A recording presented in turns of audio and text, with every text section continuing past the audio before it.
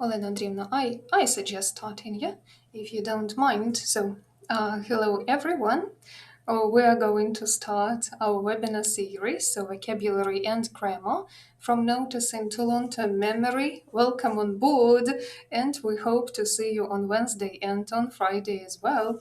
As always, we are going to share all the presentations, and if we are lucky enough, we will also record this webinar and we'll share the video with you as well.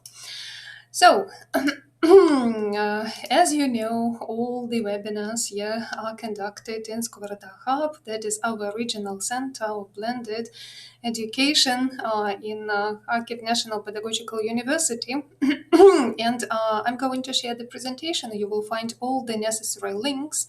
The link to our YouTube channel where you can find the recordings, the link to the page of Skovoroda Hub where you can actually see the calendar with all the events that are upcoming, yeah, and you can participate in them free of charge, and for many of them you can get a certificate. So do not miss out on this opportunity. The speakers that I hope are familiar to you, to many of you, most of you, yeah, Olena Chehratova and me, Olena Чухно. So we are both working in Kharkiv National Pedagogical University at the Faculty of Foreign Philology, and we are happy to be the speakers today. Well, that is our first webinar, Notice It, How Attention Unlocks Language Learning. Today we are going to focus on why noticing matters in acquiring grammar and vocabulary. I will introduce you to some strategies to enhance noticing in our classroom. Olena Andreevna will present some useful online tools that can enhance noticing. And we will finish with a pledge for Wednesday. So, we're going to start with a little opening poll. So I would like you to go to slido.com. You don't need to sign up there. All you need to do is to type in the code you can see on the screen. You can also scan the code if you want. And while you're doing that, I will start the poll. Yeah. Right. I will also share the first question.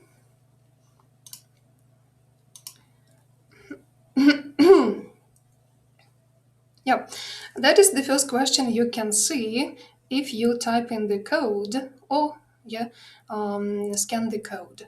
So the statement is, you can't learn what you don't notice. So please agree, disagree, or if you are not sure, then just click on the third option. Waiting for others. So that is pretty easy to do. Go to slido.com, type in the code, and choose the correct, not the correct answer, yeah, but the answer to this statement. You can't learn what you don't notice. So please, okay.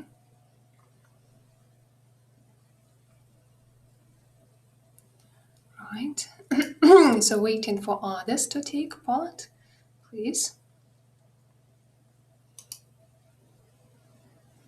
I'm sorry, I don't understand what I need to do with this slide. Yeah. On the screen, you can see slido.com, right? If you type in the search slido.com, so you can click on this link, and there you need to type in the code that you can see on the screen. The code is here. If you type in the code, then you will have access to the first statement, and you can take part in this poll. I couldn't do it in my phone, sorry. That's okay. If you can't do that on your phone, so you can just share your answer here in the chat box, yeah, in Google Meet, and we will discuss that as well, right? So, Right. So if somebody can't do that there, so you can also share your answer. So it is A, B, or C, or you can just type in agree, disagree, or not sure here in the chat and Google Meet. So I can see 4 participants already. So shall we discuss? So you can't learn what you don't notice. Actually, we might be wondering whether we can. Alena also agrees with that statement. Can we actually learn or acquire the language without noticing some specific language items? I would say we can. Actually, we can, because our children are a proof of that. They absorb the language without noticing any features. They absorb the language without reflecting on what they are doing or analyzing what they are doing. But the key difference is between adults and children. Adults bring a lot to language learning. That is their ability to think analytically, critically, and like in one lesson, they can actually acquire so much information that for a child, it will take maybe months to absorb the same amount of information. So I would say that probably noticing is important, but it's not like the only key to language learning. Right, I will start the next question, so you can see it on the screen now. When you were learning a foreign language, so like at school, how did you most often notice new grammar or vocabulary?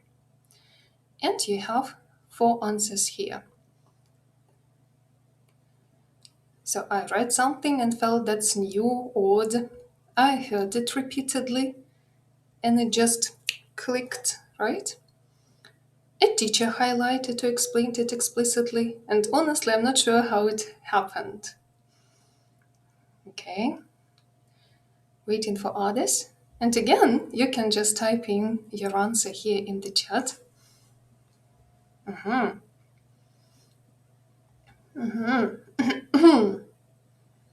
Okay.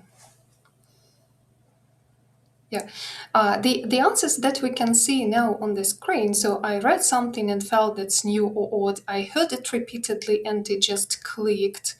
A teacher highlighted or explained it explicitly. These are examples of how the language is acquired. So we can either have this repeated exposure to the language and we can remember something unconsciously. The teacher can explain something to us, and that is explicit instruction. So we can learn the language through our own curiosity and attention. We are going to focus on how we can actually make explicit instruction for our students to help them notice the language items that we select for them. Well, and in a second, you will see the last question. Here it is. Right. So, in your lessons, you are teaching right now, How often do you maybe you are tutoring, how often do you deliberately plan for learners to notice a specific language feature? At every single lesson, sometimes when you remember to, rarely, never thought about it in these terms before. So, so almost every lesson, sometimes, right? Not almost every lesson. I can see your answer as well. So wherever we are, so we can either plan it every single lesson, or we can sometimes do that. By the end of this webinar, you will have a set of useful tools, techniques, and tips how to make your language instruction. So I would say more noticing focused for your students to pay attention to the language items you want them to learn. Well, thank you for participating in this poll. And again, that is slido.com. I would recommend that to you as well. If you want to conduct some kind of a questionnaire with your groups, with your students, you can go there, create that just in a second, and share that with everyone. Well, thank you here. And let me return to the presentation.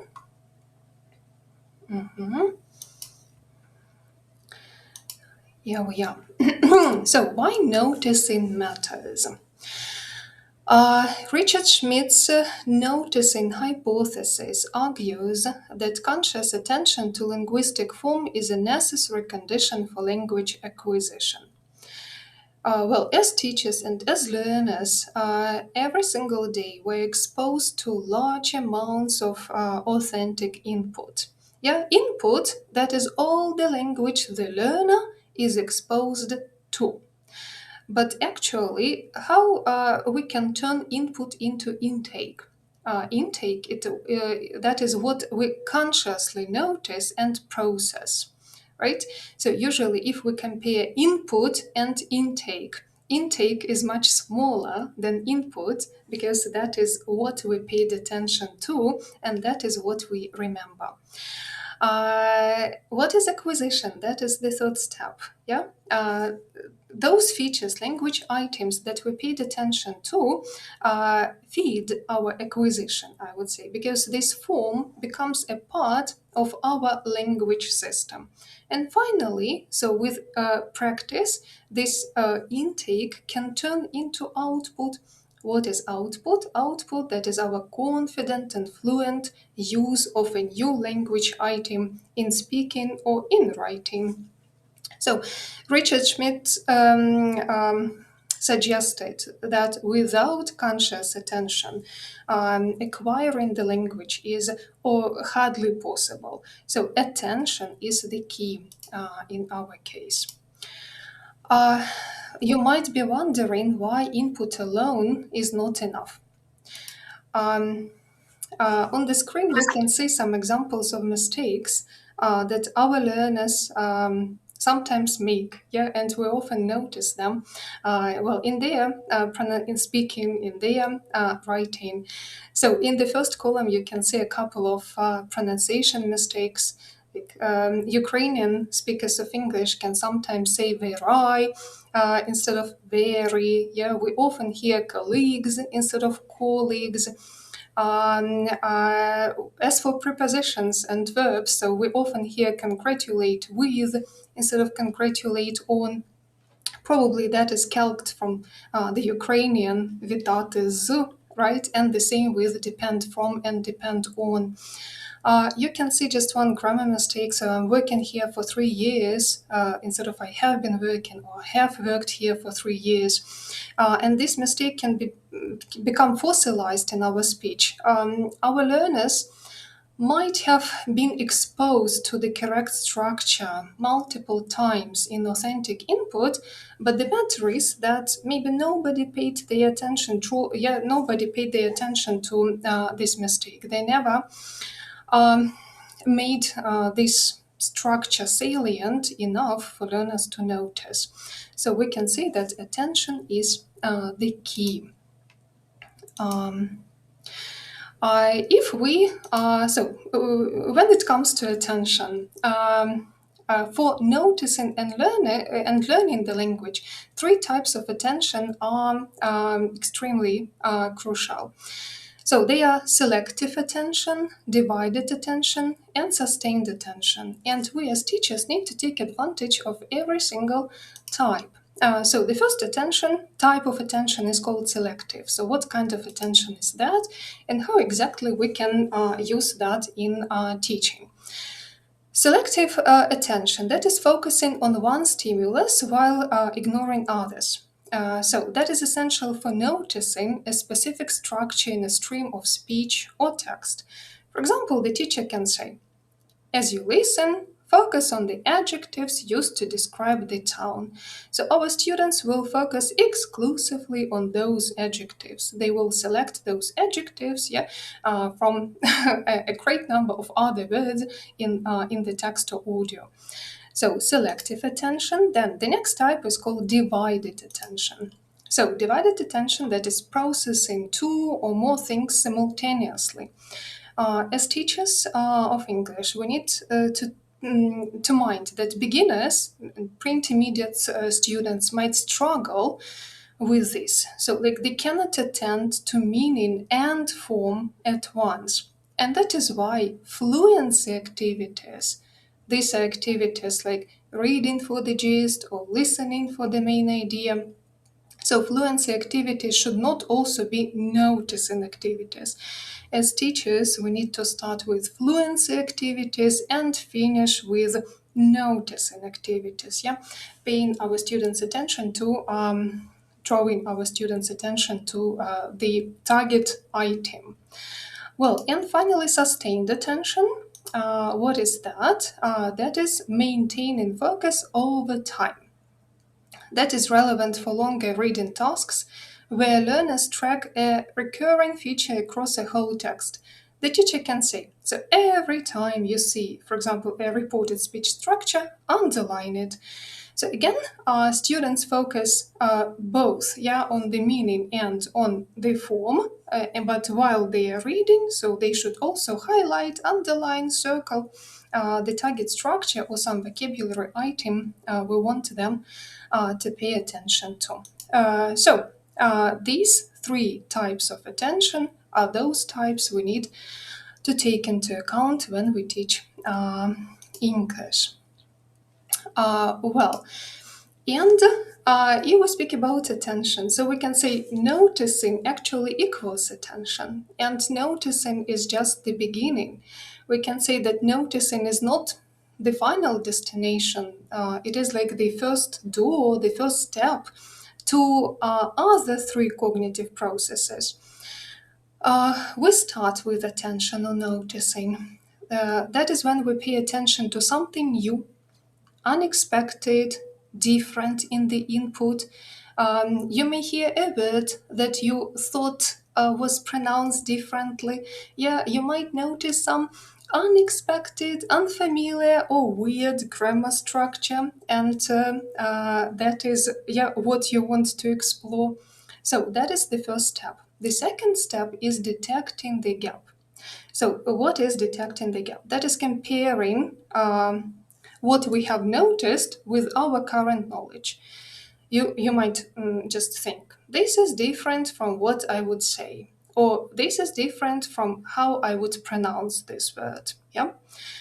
After detecting the gap, so we analyze the structure or we analyze the vocabulary item. So we can use the context, we can use the morphological composition of the word, we can pay attention to the word order or to any other cues that help us infer the meaning and function of the new target language. The final step is inference. So that is when we form a hypothesis about how the feature works in the language system. As teachers, we need to be very careful here, so very cautious at the stage of inference when our students make this inference, because if they are still incorrect, we need to clarify what exactly this or that structure, or this or that word means. Right. So we're going to do a little practical activity. I will show you 4 pieces of authentic English input.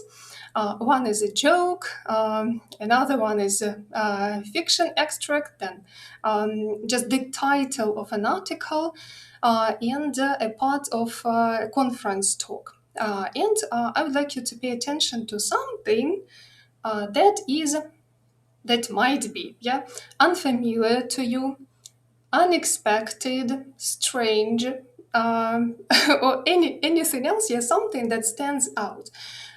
You might be familiar with everything you can see on the screen. If you are not, then please pay attention to something that stands out. We're going to start with a joke. Here it is. So I will give you some time to look through that.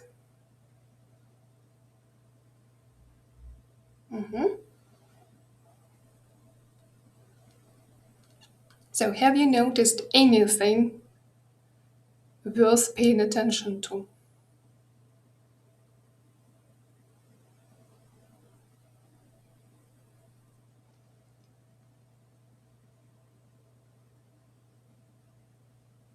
Everything is familiar, yeah? Okay. Okay, then think of our students. Let's say level B1, B2. What would they notice here, Yura? Maybe they should pay attention to hot water, Mhm. because that's why it is a joke, right?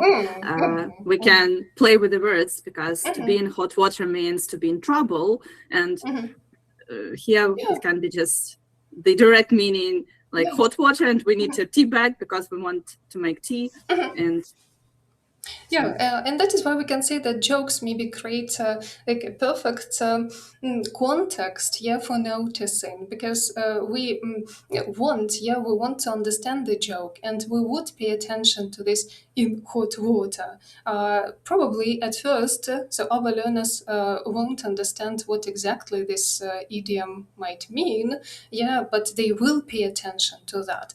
And because this joke has this punchline, yeah, that is what makes this structure or this idiom salient enough for our learners to notice. Right, so a part of fiction. So that is from Stephen King, The Raft. Pay attention to something that stands out. For us teachers as well.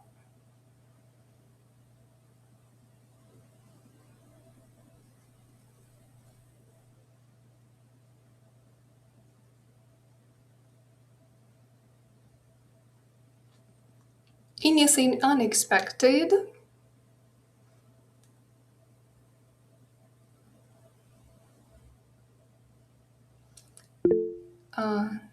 Ярослава Ірівна. My favorite Stephen King and my favorite grammar. Yeah, continues with seeing. Yeah, Yeah, this I was saying. This is what I constantly repeat. It is possible. It is possible. But we forbid children at school to do it. Yeah, that is right. So that is our descriptive grammar and prescriptive grammar. Yeah. So he was saying, we all know that see is like a classic, state verb from our grammar textbooks, and we constantly tell our students not to use see in the continuous. But what we can see in authentic, real life, examples of fiction, and that is Stephen King. So probably it wasn't a careless mistake he made, but he chose to use this construction on purpose, to show this ongoing, unfolding, cinematic, maybe, scene that is not the state of seeing. Probably that is the act of witnessing something that this character couldn't comprehend, couldn't understand. And so this past continuous, creates the impression of this ongoing action, something that couldn't be comprehended. Right. That is another proof that our rules in textbooks are just a starting point, right?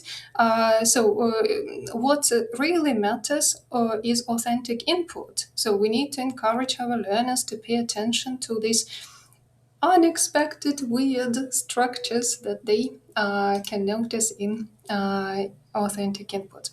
The next one is, that is the title of an article. Look at that. Maybe you will find something that stands out.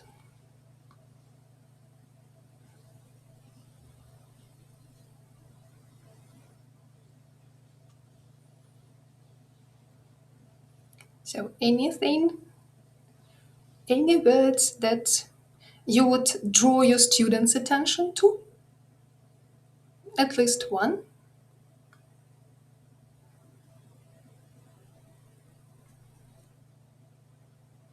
Would you draw your students? Okay, Anna. So probably this word pleasure, Mhm. like we know the word leisure, but this term can be used. Yeah, so pleasure, that is a combination of business and leisure. Yeah, a new word, that appeared not long ago in English.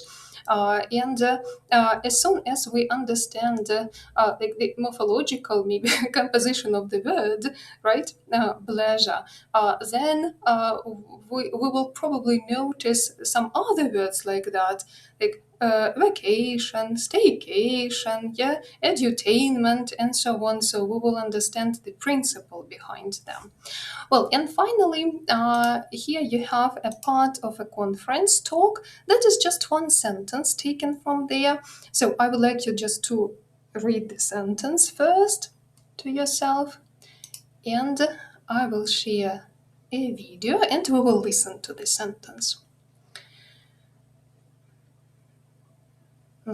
So that is the sentence. Let me share the video with you. Here we are.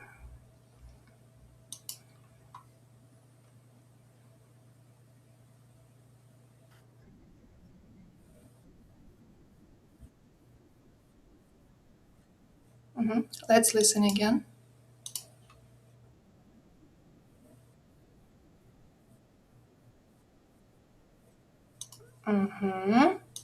So I will return to the presentation. We will look at the sentence again.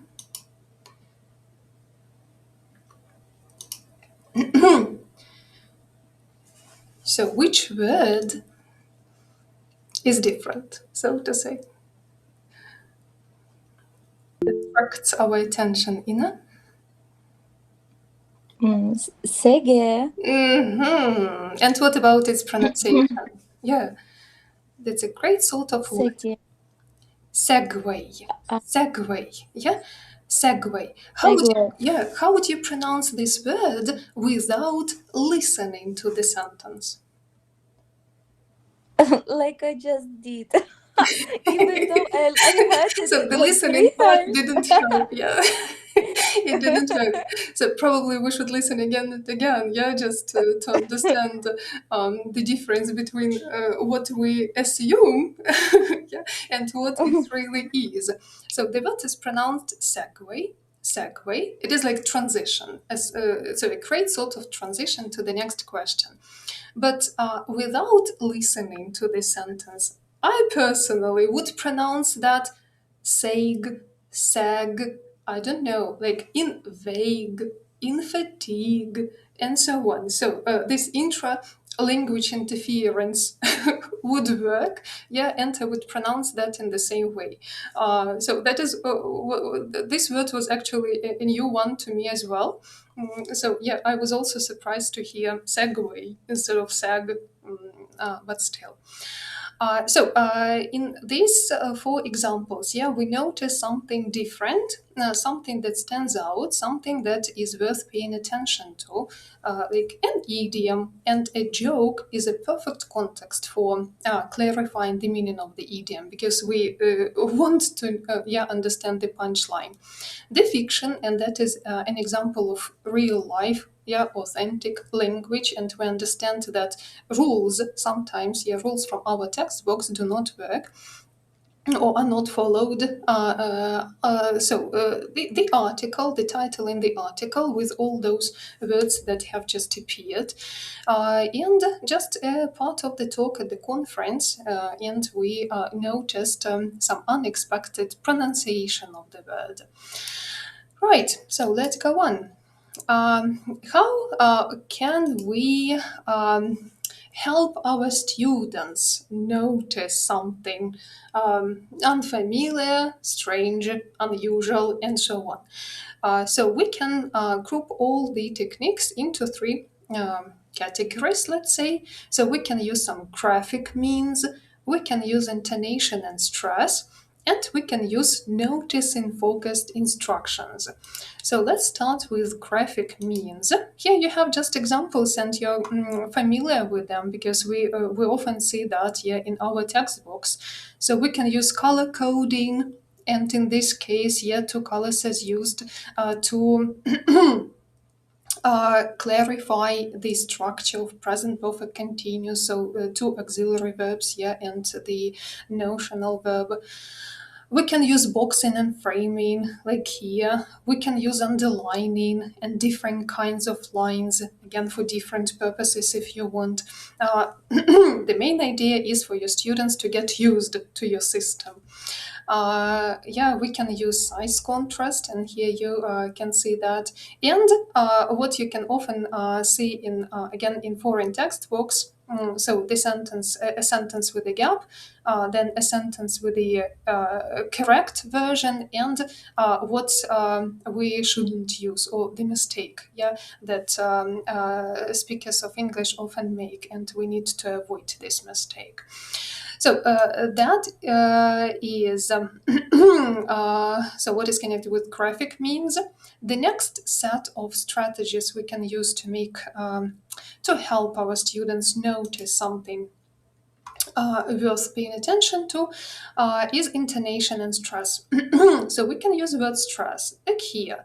Just think of your learners, not at our level of English, so C1, C2, B2, so we know these words. But if we introduce these words to our students and we want them to understand the principle of formation, for them to guess the meaning of similar words in the future, of the prefixes and suffixes in the future, that is what we need to pay attention to. So reminded, disagreement, and you need to make the root in this case much more emphatic, emphasized, stressed than all other morphological parts. The second one is sentence of phrasal stress. So that is the sentence that we saw in Stephen King's The Raft. So he could not believe what he was seeing. And while reading or while listening, so while reading this part to your students, you can deliberately emphasize the past continuous form. Contrastive stress.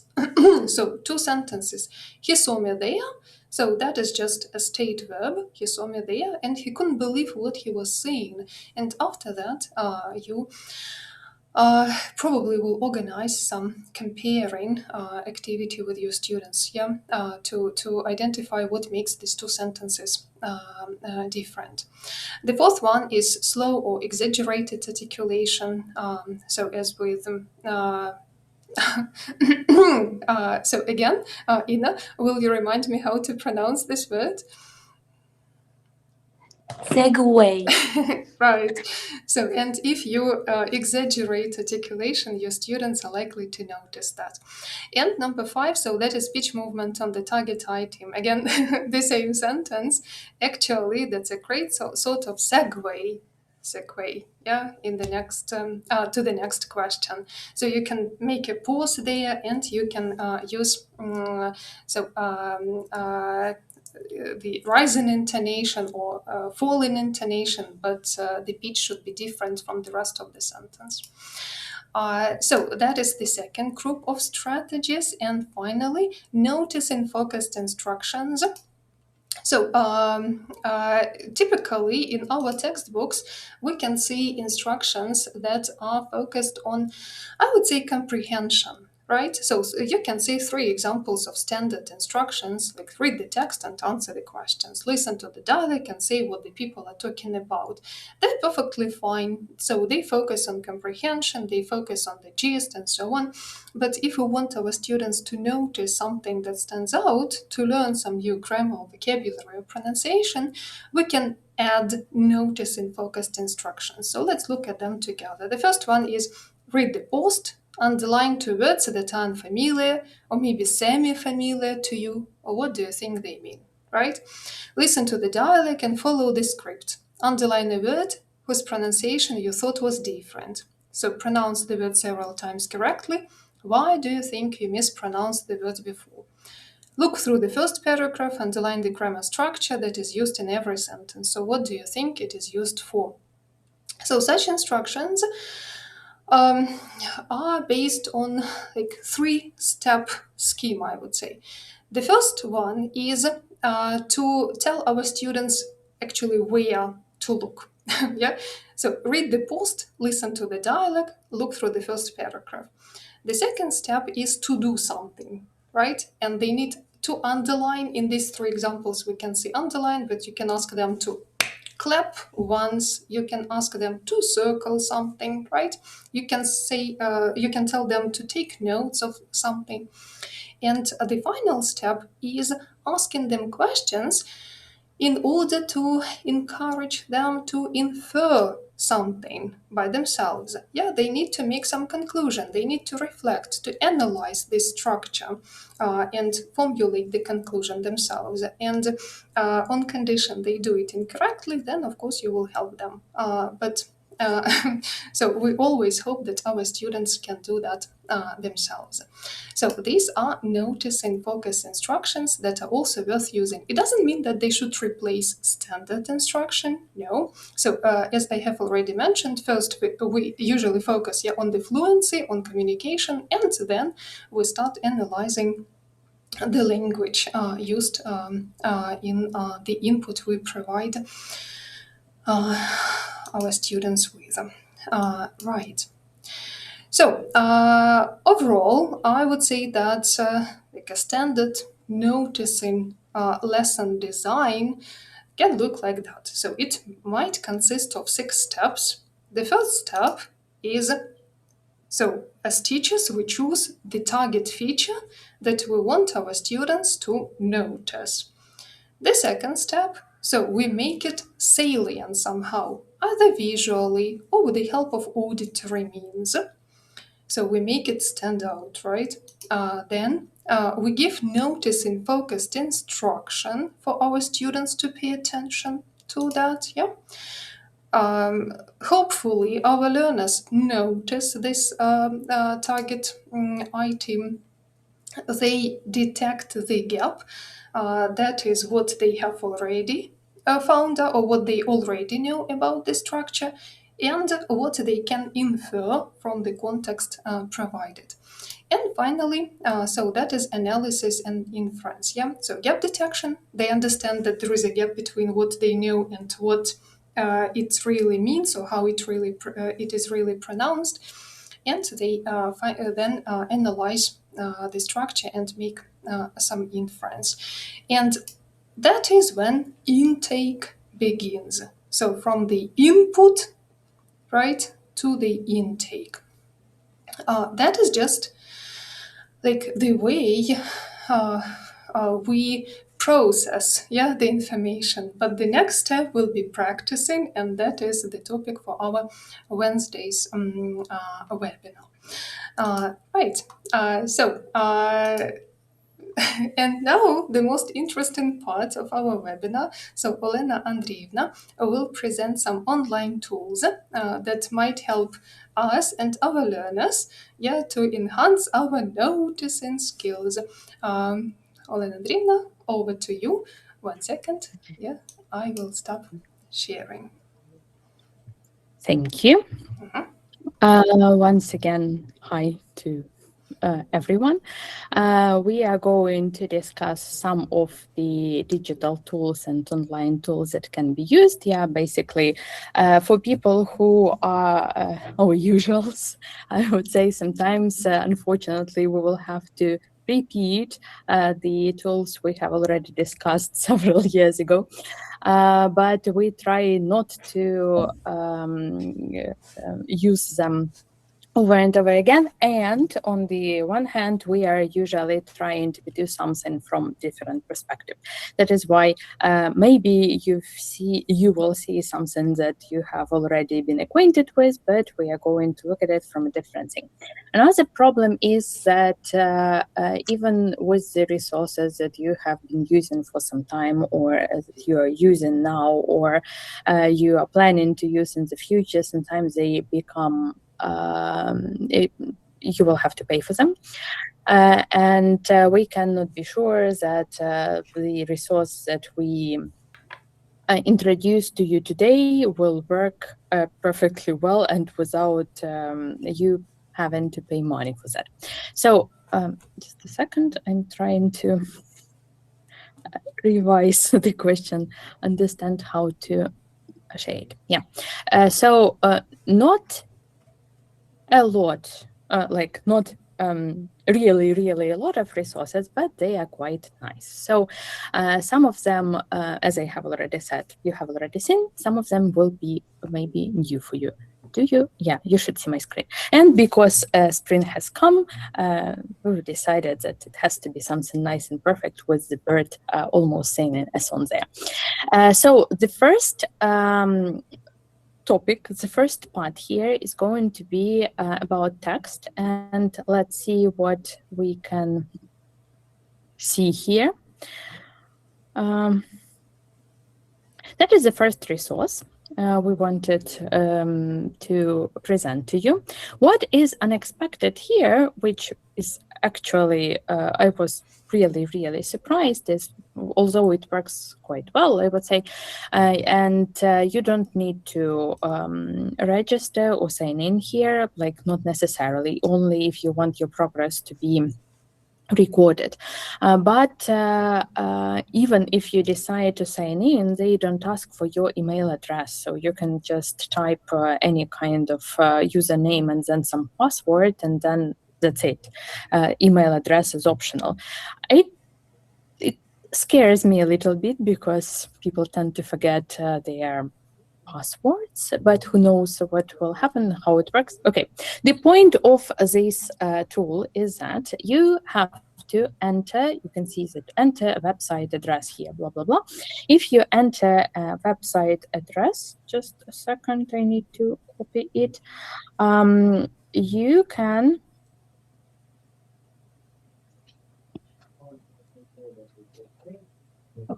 work. It will magically transport us to a different site. For example, in this case, it is BBC News. I will have this BBC News site. You cannot see my mouse moving, but you can find this article, the one that they show here, just on this site. But here, with this poster, whatever, of this tool, while reading the text, and if you don't know the word, when clicking on it, it has to work faster. I don't know how to help it. You will have the explanation of the word. Basically, it will be a monolingual dictionary that works for you. And while or when you click on the word, it will automatically save this word to some history log where you can just a second. Recording. I don't know. You have to believe me now that it's just the point that it shows the dictionary like part of the word. Let's try a different word. Oh, it started working.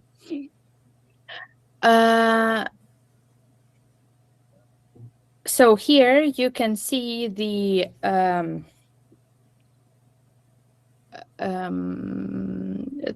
word, and it will automatically join the this log. As I said, we'll forget about word scrolling, so we keep on moving, and then we put on a different word, and we see what it shows us, right?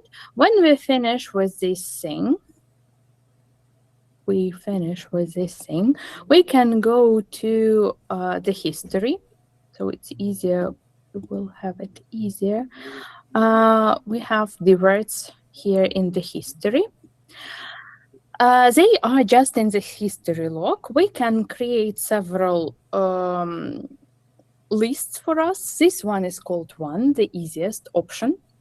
Yeah, and you can drag the words here,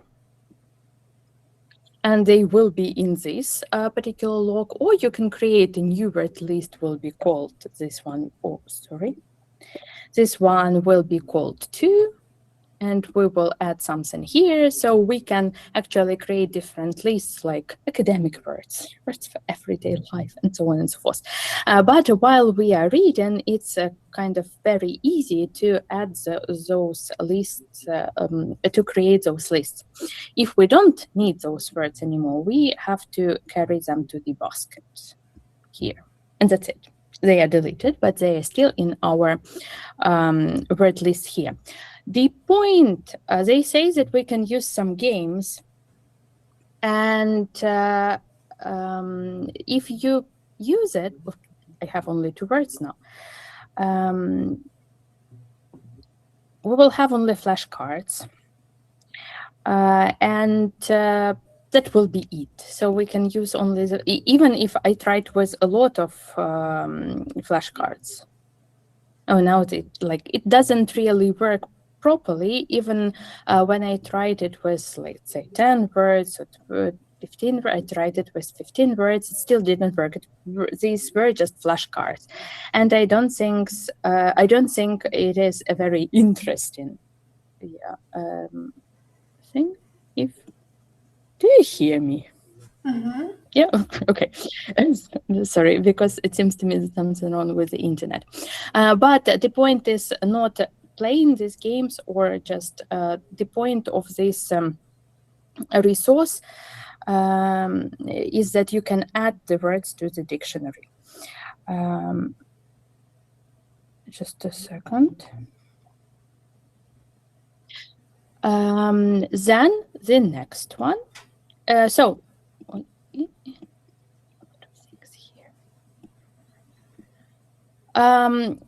you can add different links here. They will work. And you can add those words to the list later. The next one. Sorry. I'm not going to show you my presentation, just the resource right now here. Maybe if you have already visited our, you don't see it? Oh, you didn't see it. Just a second.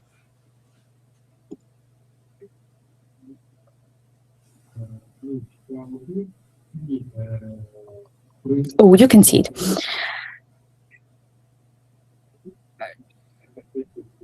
Just a second. Sorry. You might have already seen this, it's not app, this website, but we are coming to a new perspective, so to say, from it. You can use the libraries that they have here, like with some public texts, and whatever text you choose, whatever, it doesn't matter. When you press when you click, it's like in the previous one. You click the word, they give you the translation, because they have translation in Ukrainian. In the previous resource, they didn't have. So if I'm not mistaken, they can translate in the previous resource into something like Spanish. Or maybe you can do it vice versa.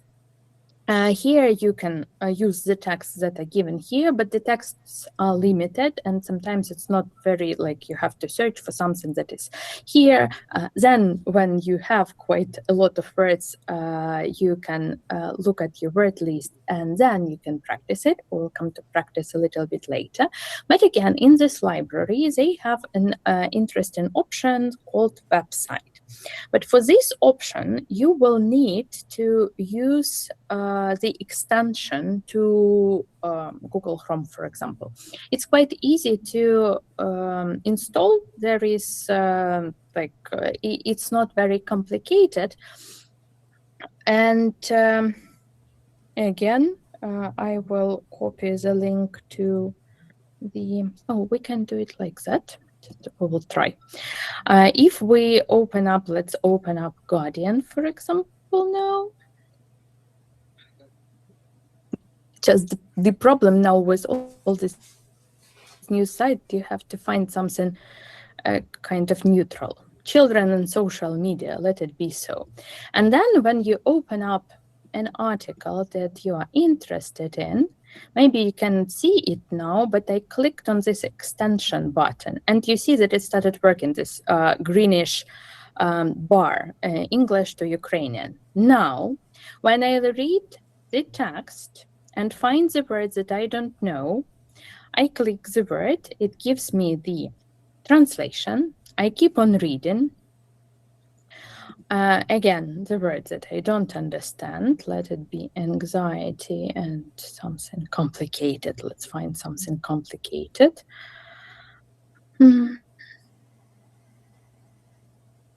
Okay, let it be so. So these were the words that we didn't know. I didn't know. We come back to the previous, to the app itself. And these words are already in my word list. I guess you can see it now. So I have just added them. They're here. They are, we can even see this resource where I found it. So I can look through all of the words. I have a lot of words here because I always press or just click any random word, that is there. And after that, I can actually practice it. Again, kind of practice here is very easy, maybe monotonous in a way. So yeah, once in my list there was word docs. So and so on and so forth. So there will be either translation or several gap filling exercises that are quite easy. I cannot see half of the words that are written here, and so on and so forth. So we will be able to practice them. And as the point of our webinar today is not practicing but noticing, the point that we can use this extension, which is easy to install, and we can read a lot of different articles and find the lists that we are interested in. So basically you can use even more than we have here, but we have BBC, like New York Times. What else do you need? Guardian. And they say that you can actually upload your texts. I have never tried it because basically we have quite enough options with websites here. So the next one, will actually now click the correct one. That these were the resources that were connected with text. And how can we work with it? Now we are getting to audio visual noticing. We'll start with the first one. The one that you definitely know is this one because it's quite like everyone is talking about it. If we don't know where to or how to make sure, whether to make sure how to read or pronounce the word, we can definitely use it. I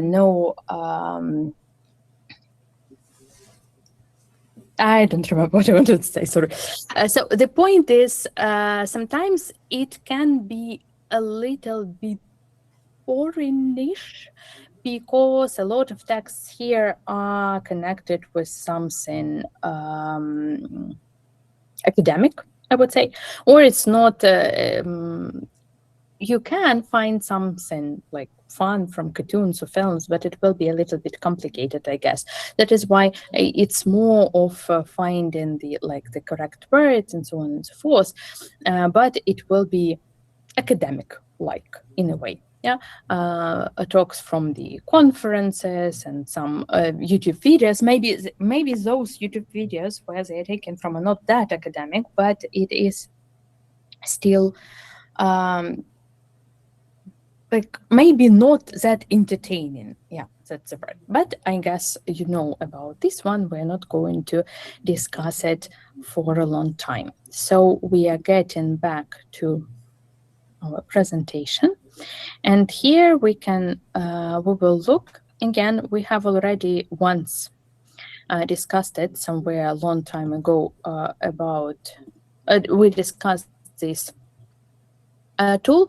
This one is about the songs. But they changed the interface a little bit. So when I when I opened it, I thought I was looking at something else.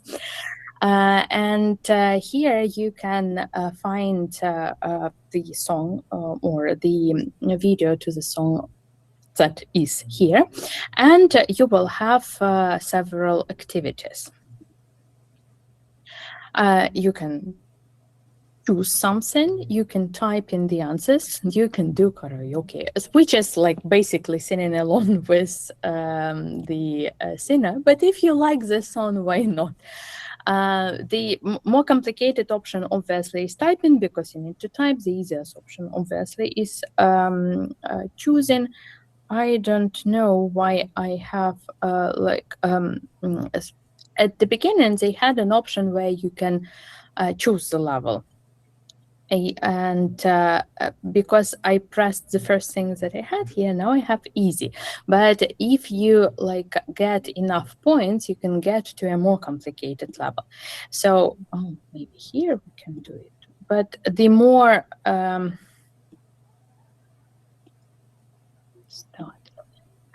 the more complicated level we choose. I wanted to switch the sound. I didn't want to choose. Okay, the more complicated level you choose, the more words will be missing. There will be gaps, and you will have to either choose words or so on and so forth, or type them in if you have chosen. This one is more fun just because it's about songs. Songs are nice. Everyone, a lot of people, like songs, and it's easier to find the words that you are interested in when you listen to a song. Again, we are not going to discuss it in detail because we have some other things to discuss here. And the next one here, it is the third cross or plus or whatever, but I will share it from my phone because you can use the same. Here I added the link to the just an app that you can use in the browser, but for some reason in that app, when you use it from the browser, you can have 5 tries. You can search for 5 words, and then you have to pay for it. For some reason, when you do it using your phone, there is no limit, or I haven't found the limit yet. That is why we will look at it now. Oh my God! Hopefully, we will do it.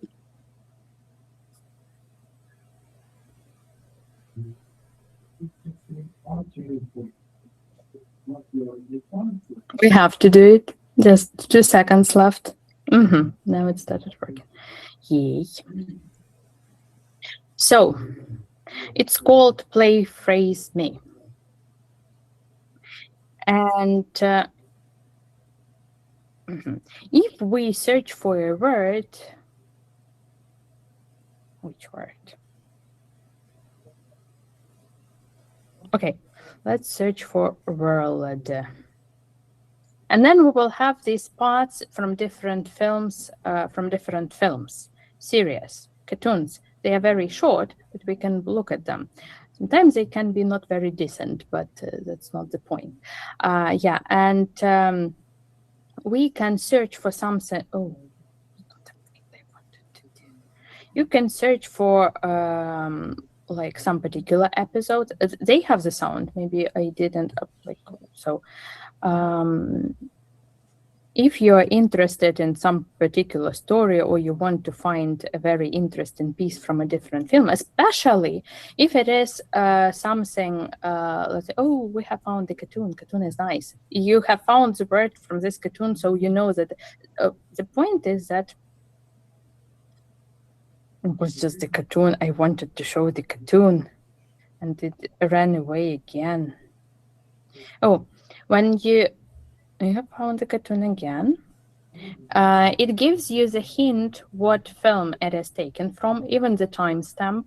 So now that we know that this word appeared in the cartoon, we can search for these minions, and then we can search for this timestamp. Okay, the word world was an easy word. If we're interested in something more complicated, we can keep on searching for it, and then can use like a bigger video or a bigger episode to show maybe in some context. Yet again, for some reason it works when you're using your phone, and it doesn't work for free when you're not using your phone. Just a second. Now we need to stop it. Just leave it. Yeah. And we can get back to the easier option. The easier option is here again. If you can see it. Can you? You can. Okay. Language detective. Some of our colleagues are quite familiar with resources like that, but usually if we're using something more complicated or some tools for like academic use, you need to register there, sign in, and again, you will have, in most cases, you will have limited number of inquiries that you can make. Here, you can search for a word or phrase and in the context where it was used. If we use word world, again, it will be too easy. That is why, let's, yeah, sorry. We can use the word that you have already learned today. It was like that, yeah? And we can see the examples of this word in sentences in general. We can see where or how they're used in the context with noun, with verbs, with adjectives, and so on and so forth, but whatever they can find, and we can find something like that. This is an amazing thing. Maybe it doesn't make, so the word is complicated, maybe it doesn't make sense, but if we search for something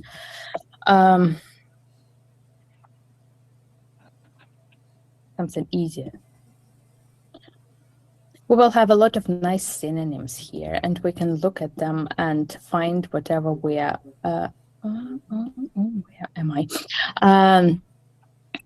The bigger the word is, the more often it is used, but it doesn't mean that we can obviously use it in all the possible situations, but we can see in which cases or in which collocations they can be used. The next one.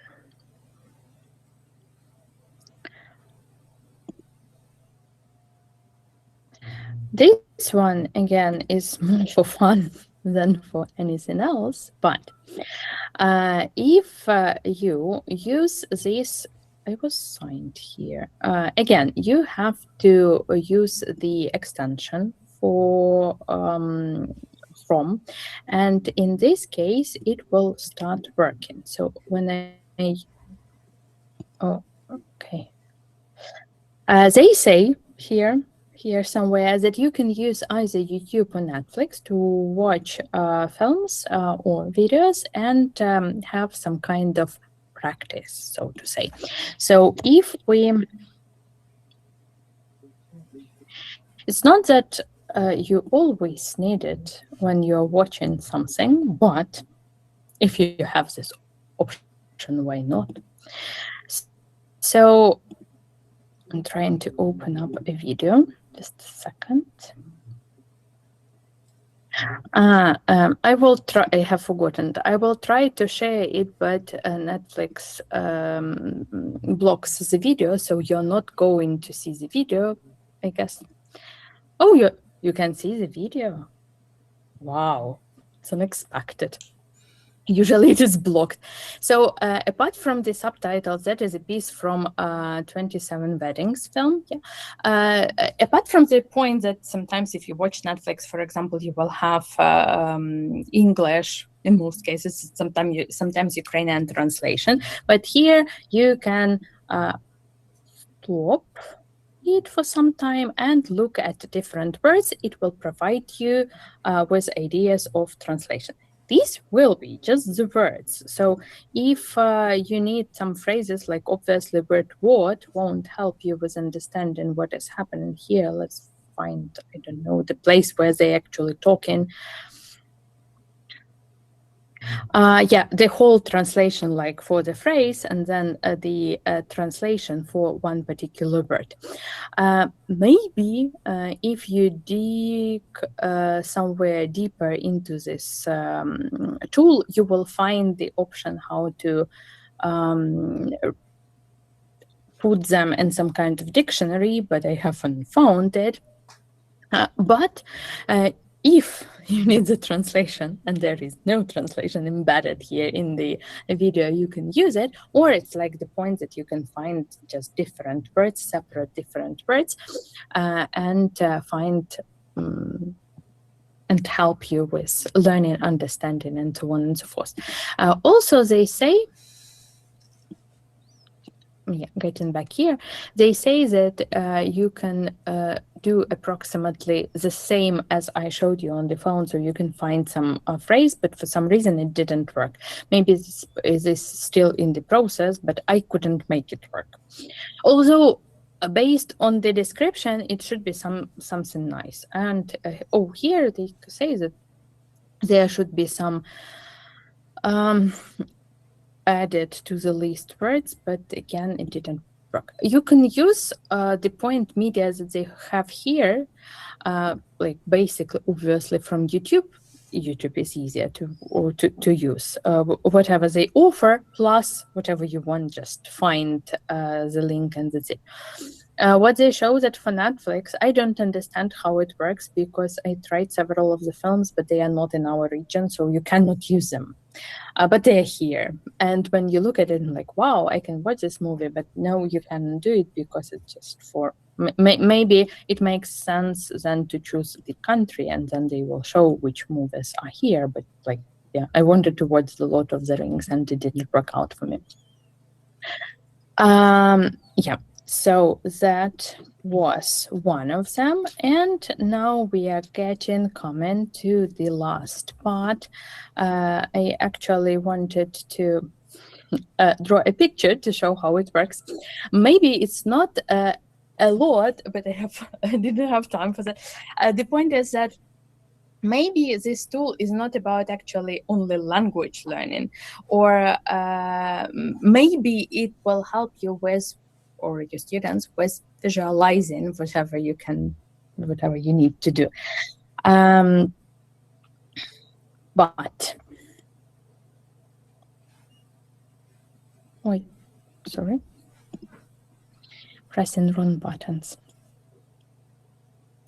It's called, you cannot see it. No, you cannot see it. Why cannot you see it? What did I do? It's called Napkin AI. I actually saw it on Instagram, how it works. The point is that you can